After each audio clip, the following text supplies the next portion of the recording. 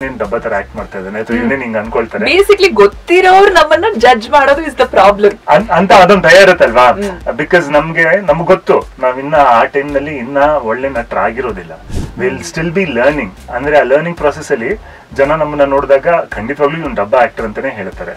And they are correct, they are absolutely correct. But ನಮಗೂ ಗೊತ್ತಿರುತ್ತದು, ನಾನ್ ಚೆನ್ನಾಗಿ ಮಾಡ್ತಾ ಇಲ್ಲ ಆ ಟೈಮ್ ಅಲ್ಲಿ ಅಂತ. ನಮ್ಗೆ ಹೇಳಿದ್ರು my job was to just rotate. ಅದ್ ಹೆಂಗೆ ಅಂದ್ರೆ ಗಾಳಿ ಬಂದಾಗ ಮರ ಹಿಂಗ್ ಅಲ್ಲಾಡುತ್ತಲ್ಲ. So this was the thing, and then after rehearsal ಮುಗ್ದಾದ್ಮೇಲೆ I realized, ನಾನು ಆಕ್ಚುಲಿ ಮರ.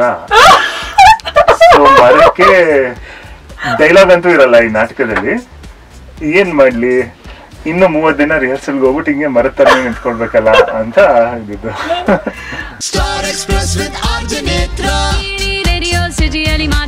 ಏನ್ ಯೋಚನೆ ಮಾಡ್ತಿದ್ದೀರಾ? ಬೇಗ ಬೇಗ ಬೆಲ್ ಐಕನ್ ಕ್ಲಿಕ್ ಮಾಡಿ.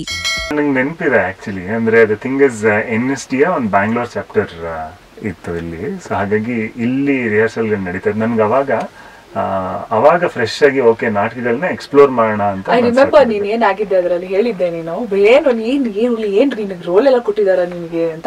ನಾನು ಆ ನಾಟಕದಲ್ಲಿ ಯಾರಿಗೂ ಹೇಳ್ಬೇಡ ಟ್ರೀ ಅಂತ. ಎಕ್ಸಾಕ್ಟ್ಲಿ.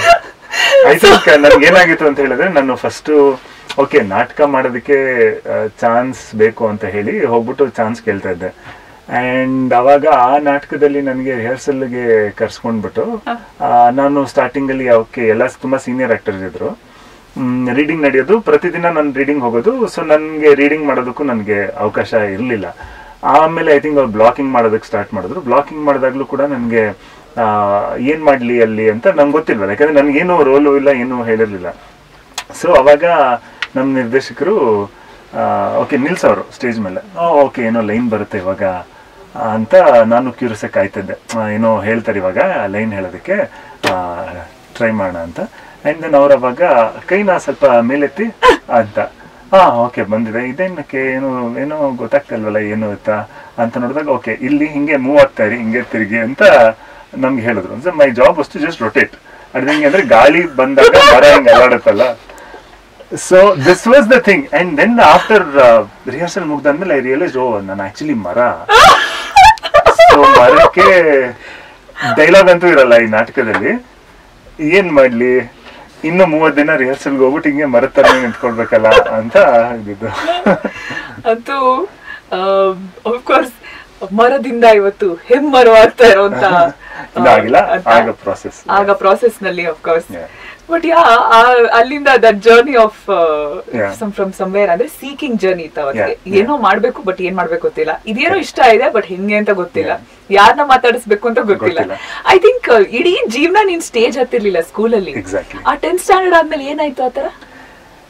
ಐ ಥಿಂಕ್ ಆ ಪೆಂಟ್ ಅಪ್ ಇಮೋಷನ್ ಇರುತ್ತಲ್ಲ, that you have not expressed yourself anywhere.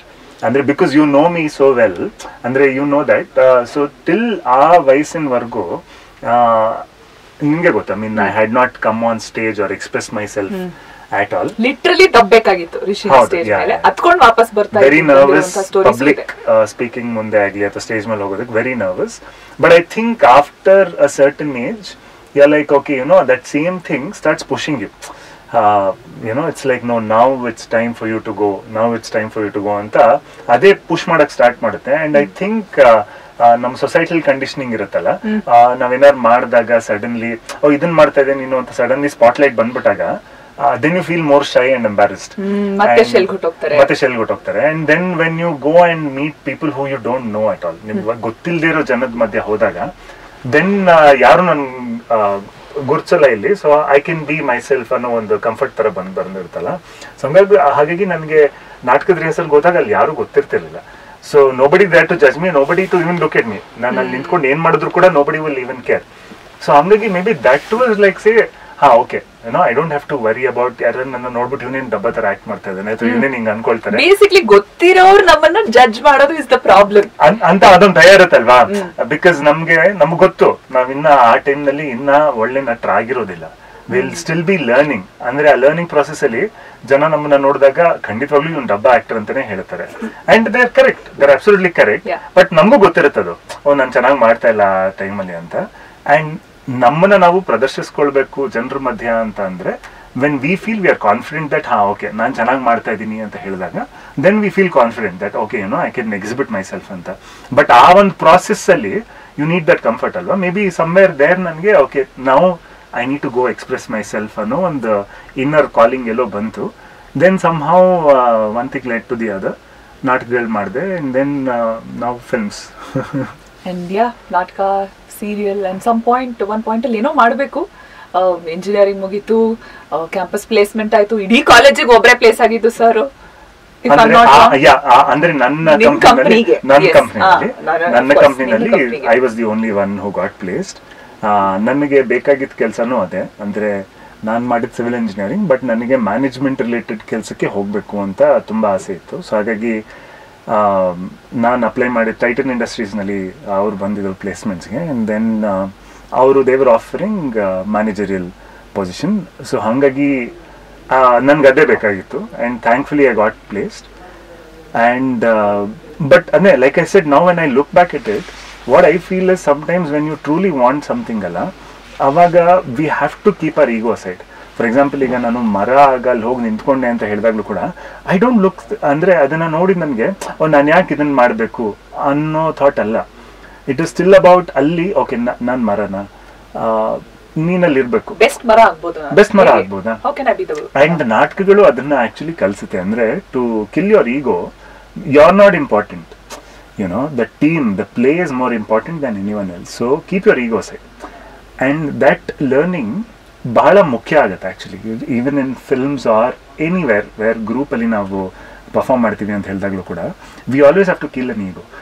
And ಅದು ನೀವು starting stages of your career ಎಲ್ಲಾದರೂ ಇರಲಿ, ಅಥವಾ once you become a super duper star ಆದಾಗಲೂ ಕೂಡ ಆ ಯುನೋ ಈಗೋನ ತಳ್ಳೋದಿದೆಯಲ್ಲ, that's very important actually. Absolutely. So ಇವತ್ತಿಗೆ ಅಫ್ಕೋರ್ಸ್ ಸಿನಿಮಾಗಳು ಒಂದಾದ್ಮೇಲೆ ಒಂದು ಒಳ್ಳೊಳ್ಳೆ ಸ್ಕ್ರಿಪ್ಟ್ಸ್ ಬರ್ತಾ ಇದೆ, ಬಹಳಷ್ಟು ಕೆಲಸಗಳು ನಡೀತಾ ಇದೆ. ನ್ಯಾಚುರಲಿ ಥ್ಯಾಂಕ್ಫುಲಿ ಪ್ರೀ ಕೋವಿಡ್ ಏನೋ ಎಕ್ಸೈಟ್ಮೆಂಟ್ ಅಬೌಟ್ ಸಿನಿಮಾಗಳೇನಿದೆ, slowly hopefully you know in days to come ಬೇರೆ ಬೇರೆ ರೀತಿಯಲ್ಲಿ ಅದು ಬಂದು ಮ್ಯಾನಿಫೆಸ್ಟ್ ಆಗುತ್ತೆ ಅಂತ ಅನ್ಕೊಂತೀವಿ ಸಿನಿಮಾಗಳೆಲ್ಲ. Especially theatre walk in, suddenly ಜನ ಆರ್ ಆಲ್ ಎಕ್ಸೈಟೆಡ್ ಥಿಯೇಟರ್ ಬರಕ್ಕೆ. ಸಡನ್ಲಿ ಜನ ಓಕೆ ಇಲ್ಲ ನಾನು ಮನೇಲಿ ಇರ್ತೀನಿ ಅಂತ ಡಿಸೈಡ್ ಮಾಡ್ಕೋತಾರೆ. So you never know how audience decide also. So ಅಷ್ಟೆಲ್ಲದ್ರ ನಡುವೆ ನಮ್ ಕೆಲಸ ನಾವು ಮಾಡ್ಕೊಂಡು ಹೋಗ್ತಾ ಇರ್ಬೇಕು. Anything what keeps you going every morning ಎದ್ದಾಗ ಟಕ್ ಅಂತ? ದ ಫ್ಯಾಕ್ಟ್ ಅಂದ್ರೆ ಅದೇ ನನ್ನ ಪ್ರೀವಿಯಸ್ ಇಂಟರ್ವ್ಯೂನಲ್ಲೂ ನಾನು ಹೇಳ್ತಾ ಇದ್ದೆ, ಅಂದ್ರೆ ಆಕ್ಟಿಂಗ್ ಅನ್ನೋದಿದೆಯಲ್ಲ, unless you truly want it, I am sure this is the same for every other profession or every other art form also, unless you truly want it and you feel that okay this is the thing, ಅಂದರೆ ಈ ಕೆಲಸ ಬಿಟ್ಟು ನನಗೆ ಬೇರೆದು ಮಾಡೋದಕ್ಕೆ ಅಷ್ಟು ಮಜಾ ಬರಲ್ಲ ಅನ್ನೋ ಒಂದು ಇರ್ಬೋದಲ್ಲ. ಮಲ್ಟಿಪಲ್ ಇಂಟ್ರೆಸ್ಟ್ ನನಗೂ ಇದೆ. If I am not an actor I can do multiple things, because ನಾನು ಬಿಸ್ನೆಸ್ ಮಾಡಿದ್ದೀನಿ, ಇಂಜಿನಿಯರಿಂಗ್ ಮಾಡಿದ್ದೀನಿ, ಆ್ಯಂಡ್ ದೆನ್ ಯುನೋ ನಾನು ಕಾರ್ಪೊರೇಟ್ ಕಂಪ್ನಿ ಕೆಲಸ ಮಾಡಿದ್ದೀನಿ. Multiple things also have done. But if there is one thing in my life where ಇದಿಲ್ಲದೆ you know I will not be happy ಅಂತ ಇದ್ದಾಗ, that was acting for me, which is very best thing. And if I am very clear about that, then no matter what I am doing, even if whatever my life ಎಷ್ಟೇ hectic ಇರಲಿ, ಎಷ್ಟೇ chaotic ಆಗಿರಲಿ, I'll still seem very enjoyable and very beautiful. So for me each day when I wake up I might have ತುಂಬ ಕೆಲಸಗಳಿರ್ಬೋದು, or ತುಂಬ challenging ಕೆಲಸಗಳು ಬರ್ಬೋದು, but it doesn't matter, you know I am happy with it. And of course May 10th release ಅಂತ ಹೇಳಿದಾಗ too many things happening, it becomes like a chaos till release ಆಗೋವರೆಗೂ. But it's also a beautiful process. I'm also enjoying that. And also I want to be keep improving myself as an actor. Want to be like very good at what I do. So that's also like a constant learning process.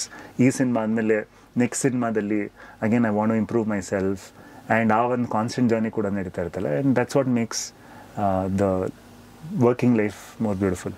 Super, thank you so much. ಇವತ್ತು Radio City ಸ್ಟುಡಿಯೋಸ್ಗೆ ಬಂದಿದ್ದು, ನೇತ್ರಾ ಶೋನಲ್ಲಿ ಬಂದು ಮಾತಾಡಿದ್ದು ಎಷ್ಟು ಹೆಮ್ಮೆ ಆಗ್ತಾ ಇದೆ ನಿಮಗೆ? ಥ್ಯಾಂಕ್ ಯು, ತುಂಬ ಹೆಮ್ಮೆ ಆಗ್ತಾ ಇದೆ. Thank you, because you know me well. ಚೆನ್ನಾಗಿರುತ್ತೆ. Thank you. Super, thank you. ಹಾ, ಸೂಪರ್ ಕಣ. Star express with RJ Netra, radio ಸಿಟಿಯಲ್ಲಿ ಮಾತ್ರ. ಇಂತಹ ಹೆಚ್ಚಿನ ಕಾಂಟೆಂಟ್ಗಳಿಗೆ ಸಬ್ಸ್ಕ್ರೈಬ್ ಆಗಿ radio city Kannada YouTube channel. ಇನ್ನು ಬೆಲ್ಲು ಹೊಡೆಯಲಿಲ್ಲ ಪಿತಾಜಿ. ಏನ್ ಯೋಚನೆ ಮಾಡ್ತಿದ್ದೀರಾ? ಬೇಗ ಬೇಗ ಬೆಲ್ ಐಕನ್ ಕ್ಲಿಕ್ ಮಾಡಿ.